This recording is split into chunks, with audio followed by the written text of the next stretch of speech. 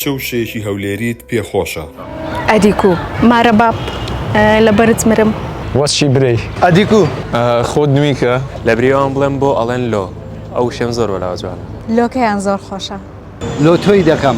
خەڵکی شوێن دەری چ خاصێتێکی هەولێریت لا تایبەتە؟ خەڵکی هەولێر زۆر میوان دۆستن. میوان دۆستێکیان زۆر میوان دۆستن. دڵپاکن بەڕاستی خەڵکەکەی خەڵکێکی میوان دۆستن. میوانداری و بەڕێزەکانی کۆمەڵایەتین میوان دۆستن. خزم دۆستەکەیان ینی کاتێک ئێستا هەولێرەوانێ وا هەز ناکەیکە لە شارێکی بێگانایی خۆڵقی زۆ خەڵکەکەن و بەخۆڵقن. حەز بە شوێنێکی هەولێر دەکەی؟ قەڵا قەڵا طبعاً خەڵاو لەگەڵ منتەقەی ئیسکان جوانن. هەرچی مە بچۆم بۆ هەولێر ئەچم بۆ چاخانی مچکۆ.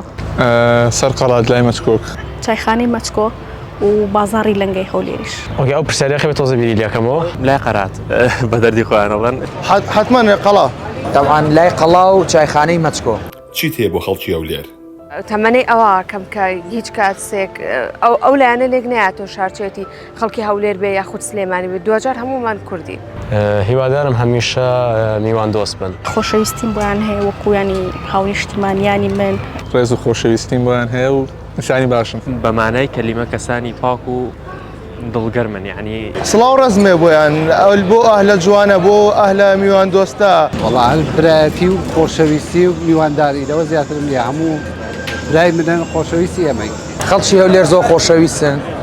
هەر لە خۆشیە هەر کاتی شاتنە سلێمانی ماڵی هەمومانە سلێمانی. ڕێز و خۆشەویستیم هەیە هەمیشە سەر بەرز و سەرفراز بتان بینم شارێکی دڵگیر و خۆش و هەر بمێنن.